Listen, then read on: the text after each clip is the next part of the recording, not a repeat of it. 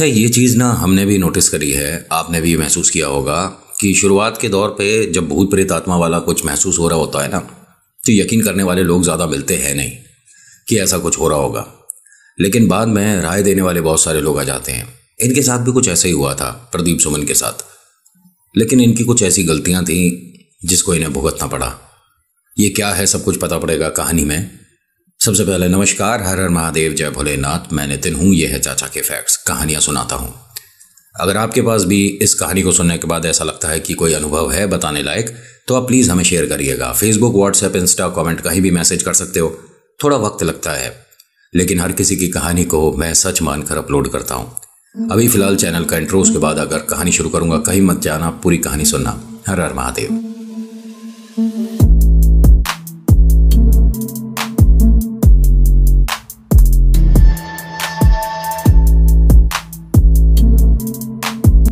अगर कहानी पसंद आती है और आप चाहते हो इस तरह की देखना, तो सब्सक्राइब जरूर करिएगा, बेल आइकन दबाइएगा, फिर ऑल के ऑप्शन को दबाना। बाकी इधर बहुत सारे नीचे बटन और भी लग रहे हैं, आप उन्हें भी देख सकते हैं। लाइक है, शेयर है, सब्सक्राइब, कमेंट, जो आपका मन करे दबा दो। आज की कहानी के किरदार से मिलवाता हूँ प्रदीप और सुमन। प्रदीप एक प्राइवेट कंपनी में काम करते हैं, सुमन टीचर है, गरिमा इनकी 17 साल की बिटिया और बेटा है कपिल, वो 15 साल का है। प्रदीप के भैया भी इसी शहर में रहते हैं, नाम है गजेंद्र। इनकी वाइफ कविता, जो कि ब्लैक मैजिक पर बहुत ज़्यादा नॉलेज रखती हैं। इनसे इनके घर का जो एक कहते हैं ना कि आना जाना कम हुआ, वो कारण यही रहा था, ब्लैक मैजिक। सुमन को कविता का घर में आना पसंद नहीं था, तो प्रदीप और गजेंद्र भी धीरे धीरे कम बात करते हैं, अब फिर अलग हो गए। प्रदीप सुमन ने एक सपना देखा था जब गरिमा 1 साल की थी। सोचिए, आज 17 साल की है, लेकिन प्रदीप और सुमन ने जब गरिमा 1 साल की थी तब एक सपना देखा था कि हमारा एक अपना मकान होगा, कभी ना कभी तो होगा, क्योंकि इनके मकान से इनको निकाल दिया था गजेंद्र और कविता ने। काफ़ी समय हो गया और वो मकान इन दोनों भाइयों के मतलब फेवर में ही था, लेकिन ना जाने क्या हुआ, कैसे हुआ, कुछ बात अनबन हुई। और कहते हैं ना कि 4 बर्तन होते हैं तो आवाज़ आती है, लेकिन 4 बर्तन बात की बात है, इनमें से एक ब्लैक मैजिक वाली है। तो ये काला जादू जो होता है, जिसे हम रिलेट करते हैं भूत प्रेत आत्मा से, उससे कहीं ना कहीं मन में डर बह बैठता है। और हाँ, ये कभी कभी असर ज़्यादा कर जाते हैं। तो प्रदीप और सुमन ने एक निष्कर्ष निकाला कि हम इनके साथ नहीं रहेंगे और हमें अपने परिवार के साथ ही, चाहे हम किराए के मकान में रहें, सहूलियत रहेगी। एक बार की बात है, प्रदीप और सुमन ने एक प्लॉट देखा था जिसको ये खरीदने वाले थे। ये मानिए कि इनकी जमा राशि जितनी भी थी अभी तक की, वो इस प्लॉट में जाने वाली थी। रुपया 2 रुपया बाजार से लेना पड़ेगा, उसके लिए प्रदीप राजी था। सुमन ने कहा कि जब प्लॉट तैयार है, आप लेना चाहते हैं, तो अब इसमें हम देरी क्यों कर रहे हैं। तो प्रदीप ने बताया कि मैं अभी ना थोड़ा कंफ्यूज हूँ। जो जगह है वहाँ पर 2 प्लॉट हैं और मैं कॉर्नर वाला लेना चाह रहा हूँ, लेकिन उसमें थोड़े से पैसे और ज़्यादा देने पड़ रहे हैं। जो उसके बराबर वाला है, जिसकी बात हाँ में हो रही है, वो अगर बाई चांस मतलब राज़ी हो जाए, क्योंकि एक ही आदमी के हैं दोनों प्लॉट, अगर वो राज़ी हो जाए उतने पैसों में, तो मैं कॉर्नर वाला प्लॉट लेना चाहता हूँ। मतलब उसमें सहूलियत तो रहती है, कॉर्नर में आप विंडोज़ वगैरह, बालकनी वगैरह, ये सब का सुविधा रहती है कि निकाल सकते हो, बल्कि बीच में जो मकान बनते हैं उसमें ये सुविधा नहीं बन पाती। वैसा तो नहीं लुका पाता जैसा कॉर्नर के मकान का होता है। सुमन ने कहा कि एक काम करते हैं, कल फिर से चलते हैं, भाई साहब से बात करते हैं, अगर वो कॉर्नर वाला प्लॉट मिल जाए तो बहुत ही अच्छी बात है। लेकिन इन्होंने ना उससे शुरुआत में इस बात का कोई जिक्र ही नहीं किया था। अरे तुम्हें अगर शुरू से ही कॉर्नर वाला प्लॉट पसंद था तो क्यों नहीं उसके बारे में बात करी, आज एकदम से दिमाग में क्यों आई ये बातें। ये आई नहीं है, ये लाई गई हैं। जब कोई किसी के लिए कुछ पढ़ रहा हो तो थोड़ा वक्त तो लगता ही है, ऐसा ही इनके साथ हो रहा है। अगले दिन की बात है, इन दोनों का ऑफ था, प्रदीप और सुमन का। ना जाने कोई छुट्टी होगी, गवर्नमेंट हॉलीडे होगा, घर पर थे। प्रदीप और सुमन बस इंतज़ार कर रहे थे कि थोड़ी सी देर बाद हम चलेंगे और वो जो डीलर भाई साहब है उनसे जाकर बात करेंगे और उनसे कहेंगे कि अगर आप मतलब हमारी बात मानते हैं तो प्लीज़ ये कॉर्नर वाला प्लॉट हमें दे दीजिए। कुछ देर बाद ये घर से जाने वाले थे, तभी गजेंद्र का फ़ोन आता है। और प्रदीप कैसा है? प्रदीप ने बताया, मैं बस ठीक हूँ, इतने समय बाद आपने फ़ोन किया, सब कुछ ठीक है? नहीं, बस ऐसे ही याद आ रही थी, मैंने सोचा क्यों पुरानी बातें हम याद करके बैठे रहें, एक नई शुरुआत करते हैं, सभी लोग मिलते हैं, बैठते हैं, खाना खाते हैं, क्या कहता है? उसने कहा भैया विचार तो ठीक है, लेकिन फ़िलहाल अभी मैं कहीं जा रहा हूँ और आप और अगर कविता जी आना चाहते हैं तो शाम को आ जाइएगा, रात में खाना साथ खाएंगे। उन्होंने कहा ठीक है, फिर मैं आ जाता हूँ। ये जिसको इनवाइट कर रहे हैं, इससे अलग होने का बड़ा 2 कारण है। पहला कि घर से निकाल दिया था, प्रॉपर्टी पे एक तरह से अपनी पकड़ बना ली थी, और दूसरा बड़ा वाला कारण ब्लैक मैजिक। ब्लैक मैजिक जो घर में कर रहा है उसके संपर्क में लोग रहना नहीं चाहते और रहना भी नहीं चाहिए, क्योंकि वो एक विद्या में ऐसा भी कर सकता है कि जिस चीज़ की ज़रूरत है वो आपके घर की हो। समझ रहे हो? मैं बिल्कुल से प्रॉपर खुलकर नहीं बता रहा हूँ, धीरे धीरे, क्योंकि एल्गोरिथम का भी हिसाब किताब होता है। प्रदीप और सुमन अपने बेटा बेटी से बेइंतहा प्यार करते हैं, और वो तो सभी मम्मी पापा करते हैं, है ना? इसमें नितिन नई बात क्या है? इसके पीछे भी एक कारण बड़ा ये है कि पढ़ाई का खर्चा थोड़ा सा कम होता है, दोनों को ट्यूशन वगैरह नहीं भेजना पड़ता। बिटिया है 17 साल की हो गई है, लेकिन आज तक इसने ट्यूशन नहीं पढ़ा। इनफैक्ट अपने भाई को भी यही पढ़ा देती है, और पढ़ाई का रिजल्ट भी अच्छा आ रहा है। दोनों अपने स्कूल में, अपनी क्लास में टॉपर हैं, दोनों के नंबर बेहतरीन आते हैं। मम्मी पापा पढ़ाई से तो निश्चिंत हैं कि कोई दिक्कत नहीं है। बिटिया गरिमा को भी ये कविता जी और गजेंद्र पसंद नहीं है, क्योंकि मम्मी पापा को जब धक्के दे के बाहर निकाला गया था तब ये इतनी बड़ी थी कि बात समझ सकती थी कि क्या हो रहा है। तो उन दोनों की जो इमेज इसके दिमाग में बनी है वो अच्छी नहीं थी, और वो भी जानती है कि वो कुछ अजीब सी पूजा पाठ करती हैं। इसको अभी ब्लैक मैजिक की इतनी नॉलेज नहीं थी। अभी इनमें से किसी को भी इतना नहीं पता था कि हमारे साथ इतना बुरा हो सकता है, और करने वाला कोई बाहर का नहीं, घर का। एक चीज़, किसी ने सवाल किया मेरे से इंस्टाग्राम पे, नाम है इनका सोनाक्षी। मैंने लिखा हुआ था ये कि नितिन भाई बहुत बार देखा है आपकी कहानी में अधिकतर ये टोना टोटका घर वाले, ये मेरी कहानी में नहीं है, ये आप हकीकत में भी देख लीजिएगा। भगवान ना करे कभी किसी ने टोटका किया आप पर, आपको लगा कि हाँ मेरे को कुछ नेगेटिव फील हो रहा है, तो सबसे पहले घर वालों का ध्यान रखना कि कौन कौन आया था, किसने क्या खिलाया था, कहाँ गए थे। सबसे पहला तो उधर ही ध्यान जाना चाहिए। दूसरा, आप ऐसी कौन सी जगह से निकले हैं जहां पर आने जाने को लोग मना करते थे। तीसरा, किसी चीज़ पर पैर तो नहीं पड़ गया। लेकिन सबसे पहले दिमाग में यही आना चाहिए कि हमारे घर में हमारा कौन सा ऐसा रिलेटिव है जो आता है, लेकिन उसकी बातों से ये झलकता है हमें पसंद नहीं करता, और ये बातें ध्यान रखा करो। फिलहाल ना बहुत ज़्यादा लोग सिद्धि की तरफ भी अपना मन बना रहे हैं। हम ये वाली सिद्धि कर लेते हैं, हम वो सिद्धि कर लेते हैं, कर्ण पिशाचनी की सिद्धि हो गई, या मोहिनी, ये सब जो है ना, जो मैरिड लोग हैं उनके बस की बात नहीं है। मैं बता रहा हूँ, आप परिवार वाले हैं, मम्मी पापा बहन भाई बेटा बेटी सब, तो ऐसे परिवार में ईश्वर के साथ आप जो चल रहे हो, हाँ ठीक है, कभी कठिनाई है, कभी सही है, सब कुछ ठीक है, लेकिन प्रेत को इनविटेशन क्यों दे रहे हो, या कोई ऐसी शक्ति को इनविटेशन क्यों दे रहे हो जिसके आने पर चीज़ें डगमगा जाएंगी। और हाँ, अपनी बात पर लोग रह नहीं पाते। बहुत लोगों ने मेरे से पूछा है सिद्धि के बारे में, तो एक प्रॉपर वीडियो तैयार हो रही है जिसके अंदर मैंने 2 सिद्धि ऐसी हैं जिनके बारे में बताया, जो फिलहाल 2024 में लोग ज़्यादा कर रहे हैं, और वो सोचते हैं कि इससे ज़िंदगी में आराम हो जाएगा और धन दौलत की वर्षा हो जाएगी, ऐसा हो जाएगा, वैसा हो जाएगा। वो भी सिद्धि घर में बैठ के कर रहे हैं। खैर, बताऊंगा उस विषय में, वो अनुभव से हटके है, जो किसी का अनुभव नहीं है वो, लेकिन हाँ लोगों के सवाल बहुत थे तो उसको मैं बताने की कोशिश कर रहा हूँ। वीडियो प्रॉपर तैयार नहीं हुई है, वो भी जल्दी आएगी। प्रदीप सुमन यहाँ से सीधा प्रॉपर्टी डीलर के पास गए।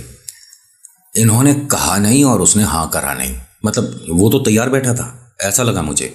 इनफैक्ट आप यकीन नहीं मानेंगे कि उससे पैसे और कम हो गए। मान लीजिए इनका जो पहले ये प्लॉट ले रहे थे वो 10 रुपये का है, ये वाला इन्हें 7 रुपये में देने को राजी हो गया। जैसे ही उसके पास इन्होंने बात करी जाकर कि हम कॉर्नर वाला प्लॉट लेना चाह रहे थे, तो उसने तुरंत हाँ कर दिया। उसने कहा कि एक काम करिएगा ना, उस प्लॉट को आप जितना हो सके जल्दी ले लीजिए, मुझे भी कहीं पैसे इन्वेस्ट करने हैं और थोड़ी पैसों से मेरी भी मदद हो जाएगी। प्रदीप और सुमन को अपने जो सुन रहे हैं उस पर यकीन नहीं हो रहा कि अरे कमाल की बात है, अब यानी कि मुझे बाजार से कोई पैसा लेने की ज़रूरत नहीं पड़ेगी। अगर इतने पैसे की बात है तो इतने तो मेरे पास अरेंज हो रखे हैं। जी धन्यवाद, मैं कॉर्नर वाला प्लॉट ही लूँगा। उस आदमी ने कहा कि फिर देखिए ऐसा है कि बाद में आपका मन नहीं बदलना चाहिए। अगर आपने ये वाला प्लॉट हाँ कर दिया तो अब आपको यही लेना पड़ेगा। हाँ हाँ, हम बिल्कुल जी, कॉर्नर वाला प्लॉट अगर उससे सस्ता मिल रहा है, कौन मूर्ख है जो कि छोड़ देगा, मैं लूँगा बिल्कुल। सुमन और प्रदीप बहुत ज़्यादा खुश थे। इनसे ज़्यादा खुश वो था जिसका ये प्लॉट है। इनको पता नहीं था कि ये जगह श्रापित थी। इनको ये नहीं पता कि जिस जिस इंसान ने इस प्लॉट को अपना बनाने में कोशिशें करी हैं उसके साथ समस्याएं हुई हैं। इसको अच्छे से प्रॉपर पूजा पाठ से कीड़ा बंधवा कर शुद्ध करने की ज़रूरत है। लेकिन देखिए, जो चीज़ हमारी है ही नहीं, हम उस पर पूजा पाठ क्यों कराएंगे भाई? रुपया 2 रुपया जो भी लगेगा हम क्यों लगाएं? लेकिन जिसकी है वो प्रॉपर्टी, वो लगाने को राजी नहीं। मुझे तो बेचना है, मैं क्यों इसमें पैसे लगाऊं? पूजा पाठ में अगर 5,000 लगते हैं या 50,000 लगते हैं तो मैं क्यों लगाऊं? जो खरीदेगा अपने आप करा ले। और अगर आपने पेपर साइन कर लिया और ख़रीद लिया तो समस्याएं ऐसी आती है कि वो प्लॉट अपना हो नहीं पाता। आप यकीन मानेंगे, 9 लोग इस प्रॉपर्टी को लेने की इच्छा जता चुके हैं, जिसमें से 3 तो ऐसे थे जिन्होंने पेपर वगैरह भी साइन करे थे, लेकिन आगे बात बनी नहीं। पता नहीं क्या हुआ, कोई अड़चन आ गई। अब यहाँ से प्रदीप और सुमन प्रॉपर्टी डीलर भाई साहब से मिलकर अपने प्लॉट को दोबारा देखने चले जाते हैं। इनके प्लॉट में कोई बैठा हुआ था, पता नहीं क्या खा रहा है, जैसे कभी कभी होता है, खा रहा था या कुछ कूड़ा बीन रहा था, क्या था पता नहीं।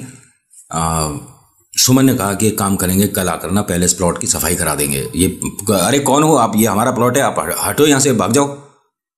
प्रदीप ने कहा अरे वो कुछ खाली प्लास्टिक की बोतल वगैरह कुछ है, छोड़ो तुम, बस हमें ये खुशी है कि हमारा प्लॉट अब ये वाला होगा और मन से अच्छे से थोड़ा रुक कर घर बनाएंगे।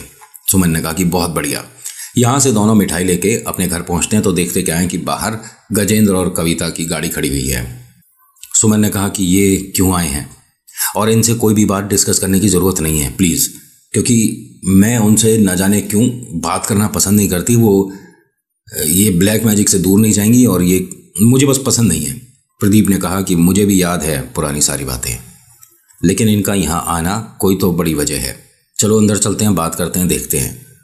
तो देखते क्या है कि सामने बैठे गरिमा और कपिल पढ़ाई कर रहे थे और गजेंद्र और कविता सोफे पर बैठे हुए थे। इन दोनों को देखते हैं, हाथ वाथ मिलाते हैं, बात शुरू होती है। तो प्रदीप और सुमन कहते हैं कि इतने समय बाद आप कैसे, मतलब सब कुछ ठीक है? गजेंद्र और कविता ने कहा कि सब कुछ तो ठीक है, लेकिन इनसे कहो ये नाटक नौटंकी क्यों कर रहे हैं? प्रदीप सुमन ने कहा कि मतलब किसको कहें, क्या किसको, बच्चों को देखकर ऐसे क्यों बोल रहे हो? उन्होंने कहा तुम्हारे बेटा बेटी है जो गरिमा और कपिल हैं, मतलब पढ़ाई तो ऐसे कर रहे हैं जैसे कि वास्तव में बहुत मन लगाकर पढ़ रहे हो। नौटंकी है कि कोई घर पर आए तो दिखना चाहिए कि बच्चे पढ़ रहे हैं। सुमन ने कहा कि नहीं, ये नौटंकी नहीं कर रहे, इनकी आदत है और ये वास्तव में 2-2 3-3 घंटे 4-4 घंटे बिना कहे पढ़ाई करते हैं, तभी इनके नंबर अच्छे आ जाते हैं। तो कविता ने कहा ऐसे कितने ही नंबर आ जाते होंगे। प्रदीप ने यहाँ पर अपने सीना चौड़ा करते हुए बोला कि मेरे दोनों बच्चे अपनी क्लास के टॉपर हैं, हमें इनकी पढ़ाई के बारे में सोचना ही नहीं पड़ता। इनको छोड़िए, आप बताइए ना कि आप कैसे आए। कविता ने कहा कि नहीं, आप इनके सामने हमारा अपमान कर रहे हो। हम तो आए थे पुरानी बातों को भूल कर नई शुरुआत करें, आप बदतमीजी कर रहे हो हमसे। प्रदीप ने कहा कि मैं कोई बदतमीजी नहीं कर रहा, बस आपके सवाल का जवाब दिया है।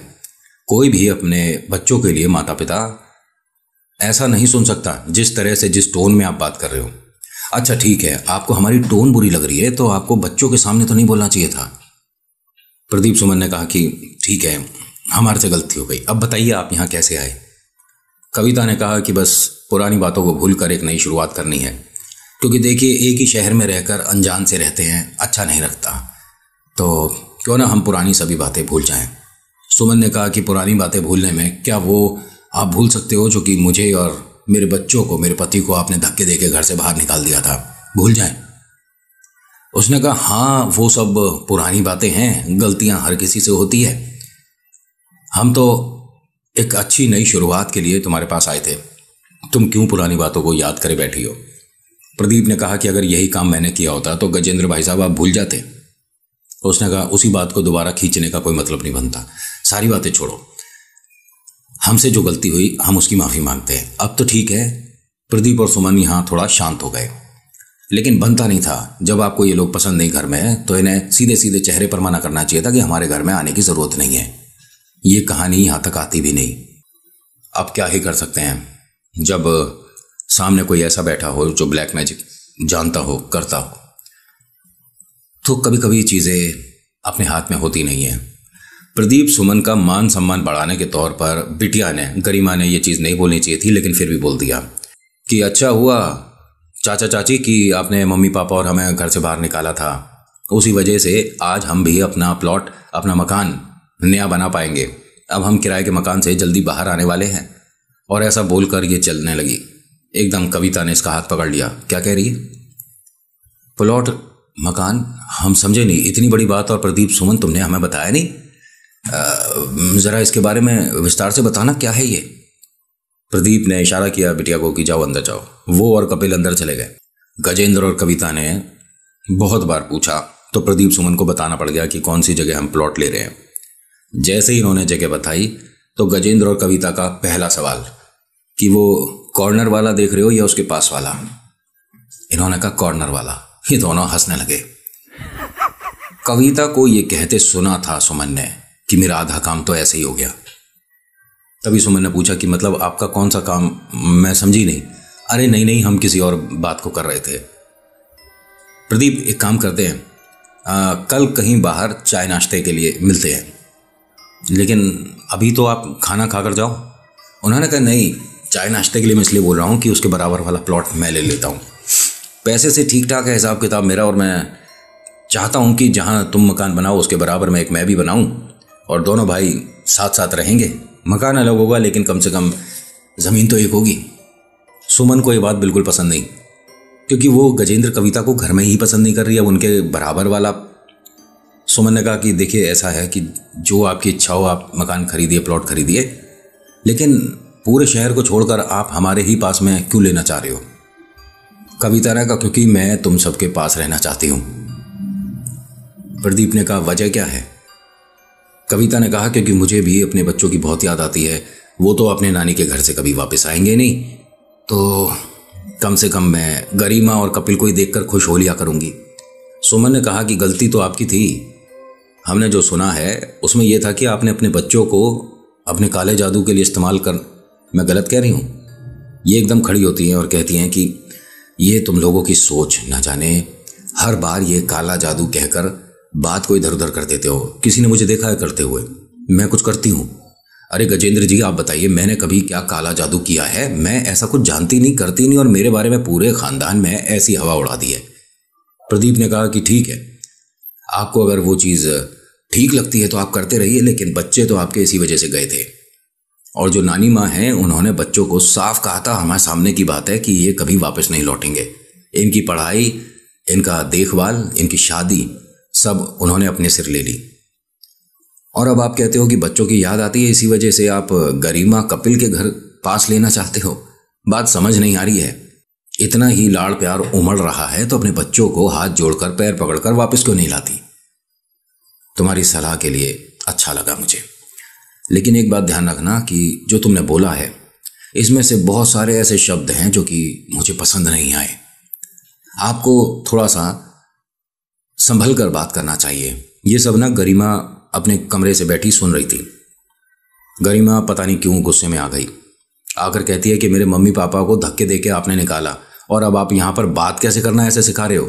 ये तो बहुत बढ़िया बात हुई चाची, लेकिन ये जो आपका नॉलेज है ना, ये सब रखा रह जाएगा, क्योंकि काले जादू से भी ऊपर भगवान होते हैं। ये हंसने लगी कविता और उसके सिर पर हाथ फेरती है गरिमा के। अरे मेरी गुड़िया, कितनी बड़ी बड़ी बातें करती है तू, भगवान होते हैं और काला जादू के ऊपर ऐसा होता है। तुझे ये सब कुछ कौन सिखाता है? गरिमा बेटा नाम क्या है तेरा, बता जरा। सिर्फ 8-9 सेकंड उसके सिर पर हाथ फेरा था इसने। वो एकदम जमीन पर बैठ गई। और चाची जी आप कैसी हो? चाचा जी आप कैसे हो? कब आए? मुझे आप दोनों की बहुत याद आती है। प्रदीप सुमन ने कहा कि ये क्या नौटंकी कर रही है? ऐसे नहीं करते हैं बेटा, खड़ा हो और अपने कमरे में जाओ। कपिल आया कि दीदी आप जमीन पे क्यों बैठ गई, आप चलिए अंदर अंदर चलिए ना। सुमन ने कविता को जब देखा तो कविता कुछ बोल रही थी गरिमा को देखकर। एकदम सुमन बीच में आ गई और कहती है कि बस आप ये क्या कर रही हो। अरे अभी तो आप कह रही थी कि गरिमा और कपिल की ये वजह से, बच्चों के प्यार की वजह से, और ये क्या कर रही हो, मैंने देखा नहीं आप कुछ पढ़ रही थी। उसने कहा अरे मैं कुछ नहीं पढ़ रही, मेरी किसी भी बात को तुम क्या समझ लेते हो। अरे ठीक है अगर तुम्हारे मन में ये बैठ गया कि मैं काला जादू जानती हूं, लेकिन ऐसे नहीं कि मैं राह चलते और घर में बिल्कुल नहीं। दिमाग को अपना ठीक रखो, गरिमा की हालत ठीक नहीं है, मुझे तो ऐसा लगता है। गरिमा वहीं दीवार से लगकर इस तरह से सोने लग रही थी। सुमन आई और उसने अपनी बिटिया को उठाया और कमरे में पहुंचाने से पहले कि बेटा जाओ सो, आराम करो या पढ़ाई करो, ये मंदिर गई, वहां से गंगा जल लिया हाथ में और उसके चेहरे पर छिड़का, इसे थोड़ा सा पिलवाया। गंगा जल में इतनी ज्यादा पॉजिटिव वाइब, ऊर्जा और एक कह सकते हैं कि नेगेटिविटी को भगाने का एक स्रोत होता है कि इंस्टेंट काम हो जाया करते। इसने जो तत्काल किया ना एकदम इंस्टेंट, इससे गुड़िया पर वो पकड़ नहीं बन पाई और ये बात बुरी लग गई कविता को। कविता ने देखा भी नहीं था कि वो मंदिर तक गई है। चिल्लाकर बस ये बोला कि हाँ बच्चों को कुछ ऐसा सिखा दो, पढ़ा दो, और या बच्चों के साथ ऐसा कर दो कि अपने बड़ों के लिए ना मान सम्मान रहे उनके मन में, और अपने चाचा चाची से बदतमीजी से बात करें। वो पता किस बात से चिढ़ गई कि मतलब अभी वो प्रॉपर पूरा कर ही नहीं पाई थी जो उसे जादू करना था, और उसका उतारा पहले हो गया इतना इंस्टेंट। और ये कोई कहीं से लाया हुआ या पढ़ा हुआ गंगा जल नहीं था, ये नॉर्मल जो हम अपने घर में रख लेते हैं ना, ये वो है। यहाँ एक सवाल आएगा आपके मन में कि नितिन हमारे घर में भी ऐसे गंगा जल रखा है, क्या हमारे घर में कुछ ऐसी नेगेटिविटी होती है तो कर सकते हैं? हाँ बिल्कुल कर सकते हो। और गंगा जल ये जो पवित्र हो जाता है, और शुरुआत से ही गंगा जल पवित्र रहता है, पहली चीज़ बता रहा हूँ। दूसरा ये कि अगर आप गंगा जल एक लोटिया में रखते हो और 7 दिन तक आपने डेली पूजा पाठ करते रहे, तो उसमें इतनी ऊर्जा हो जाती है। कोई आपको उस गंगा जल की प्रार्थना पूजा नहीं करनी है, कोई मंत्र उच्चारण उसके लिए नहीं करना है। अपनी पूजा पाठ जो करते हो, चाहे बाबा श्याम के करते हो, आप महादेव के करते हो, गणपति, जो भी आप ईश्वर को मानते हो उनकी पूजा पाठ करते हो, और साथ में गंगा जल रखा हुआ है, तो उसमें इतनी ऊर्जा हो जाती है कि अगर किसी पर कोई प्रेत बाधा शुरू होने वाली है तो उसको तत्काल प्रभाव से रोक दिया जाए। भले ही आपको कोई मंत्र उच्चारण नहीं आते, जय श्री राम, जय बजरंगबली, इतना तो बोल ही सकते हो, और अगर गंगा जल छिड़कते में आपने हनुमान चालीसा पढ़ दी तो प्रेतों का तो हवाई जहाज बन जाएगा। होता क्या है कि यहाँ गजेंद्र और कविता थोड़े परेशान से हुए थे, ज़्यादा कविता परेशान हो रही थी, लेकिन इसने जो चाहा वो किया यहाँ। हाँ, कविता जानबूझकर उठी और इस तरह से चली कि उसके हल्की सी हाथ में स्क्रैच आई। ना जाने कैसे किया इसने, और इसने फिर अपने दुपट्टे से उसे साफ वाफ करा। प्रदीप और सुमन सामने ही बैठे थे। अरे ये क्या हुआ आपके, ठीक हो? उसने कहा कोई बात नहीं, बस मुझे वॉश बेसिन में हाथ धोना है, और पता नहीं ये क्या लग गया, हाथ में स्क्रैच आ गई। वो चाह रही थी, जो उसने किया वही बता रहा हूँ। इन्होंने, प्रदीप सुमन ने देखा है अपनी आंखों से।